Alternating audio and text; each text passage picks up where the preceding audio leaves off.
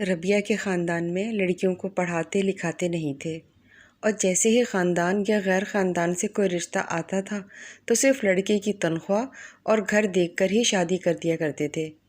چنانچہ ربیہ کے ساتھ بھی یہی سب کچھ ہوا، اور بدقسمتی سے شوہر اور سسرال والے ظالم نکلے۔ ربیہ پڑھی لکھی نہیں تھی اور غریب فیملی سے تھی، تو اسی وجہ سے سسرال والے نوکرانی کی طرح ربیہ کو سمجھتے ہوئے اس سے گھر کے سارے کام کرواتے تھے،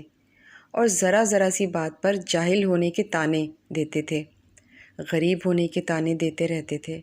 شوہر بھی ذرا سی بات پر ربیہ کو گندی گندی گالیاں دیتے ہوئے مارنے پیٹنے لگ جاتا تھا۔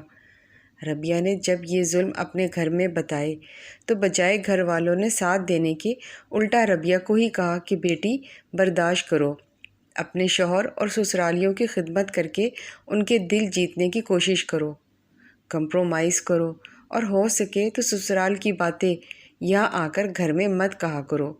کیونکہ تمہاری دوسری کنواری بہنیں خوفزدہ ہو جاتی ہیں۔ ایک دفعہ شوہر نے ربیہ کو اس قدر مارا کہ چہرے سمیت جسم پر نشانات پڑ گئے تھے۔ ربیہ فوراً اپنے میکے آ گئی، والدین اور بھائیوں کو سب باتیں بتائیں۔ والدین اور بھائی یہی سوچنے لگے کہ اگر ہم نے بڑا ایکشن لیا تو کہیں ربیہ کو طلاق نہ ہو جائے، اور اگر طلاق ہو گئی تو خاندان والے ہمیں اور ہماری بچی کو ہی برا بھلا کہیں گے، اور ربیہ کی وجہ سے گھر کی دوسری بچیوں پر بھی اثر پڑے گا، اور پھر دوسری بچیوں کی بھی شادی نہیں ہو سکے گی،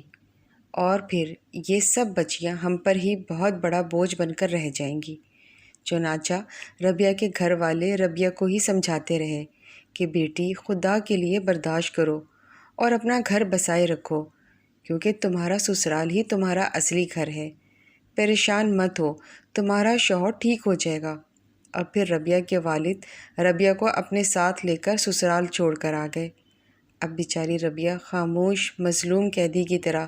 چپ چاپ سسرالیوں اور شوہر کے ظلم سہتی رہتی ہے، اور اسی طرح زندگی گزار رہی ہے، کیونکہ اسے اندازہ ہو گیا ہے کہ اس کا اپنا ایسا کوئی نہیں جو اس کا ساتھ دے سکے، اس کا کوئی اپنا گھر نہیں جہاں وہ خود کو محفوظ رکھ سکے، اس کے پاس کوئی تعلیم اور ہنر نہیں کہ شوہر سے الگ ہو کر نوکری کر کے اپنا گزر بسر کر سکے۔ یہ صرف ایک ربیہ کی کہانی نہیں بلکہ بہت سی لڑکیوں کی کہانی ہے۔ وہ ظلم سہتی رہتی ہیں، برداشت کرتی رہتی ہیں، اور کچھ تو برداشت کرتے کرتے مر ہی جاتی ہیں۔ شہروں میں تو تھوڑا بہت شعور آ چکا ہے، لیکن گاؤں دیہات میں کثرت سے ایسی بچیاں پائی جاتی ہیں۔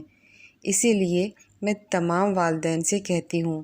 کہ خدا را اپنی ہر ایک بچی کو اچھی سے اچھی تعلیم دلوایا کریں، انہیں گھر بیٹھے سلائی کڑھائی وغیرہ جیسے کوئی 2-4 ہنر بھی سکھایا کریں، بھلے 18، 20 یا 22 سال کی عمر میں شادی کر دیں، لیکن اللہ کے واسطے سوچ سمجھ کر اچھی طرح تحقیق کر کے پھر بچیوں کی شادی کیا کریں۔ صرف لڑکے کی تنخواہ اور گھر کو ہی مت دیکھا کریں، بلکہ عادات اور اخلاق کو بھی اچھی طرح جانچ لیا کریں۔ آج کل یہ ٹرینڈ بن گیا ہے کہ لڑکا پڑھا لکھا امیر ہو، چاہے جیسا بھی ہو، لڑکی اس سے بیاہ دی جاتی ہے،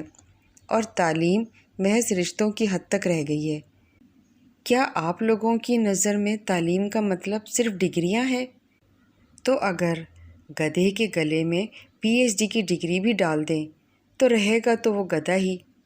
کچھ لوگ زندگی کی تلخیوں کی وجہ سے بھی اپنی پڑھائی جاری نہیں رکھ سکتے، اس کا یہ مطلب نہیں کہ وہ جاہل ہیں۔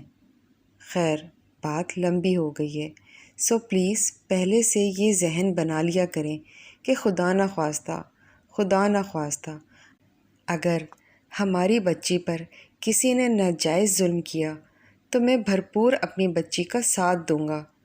اس کے لیے لڑوں گا، اور بچی کو اس قابل بناؤں گا کہ وہ اپنے پیروں پر خود کھڑی ہو کر ایک اچھی زندگی جی سکے۔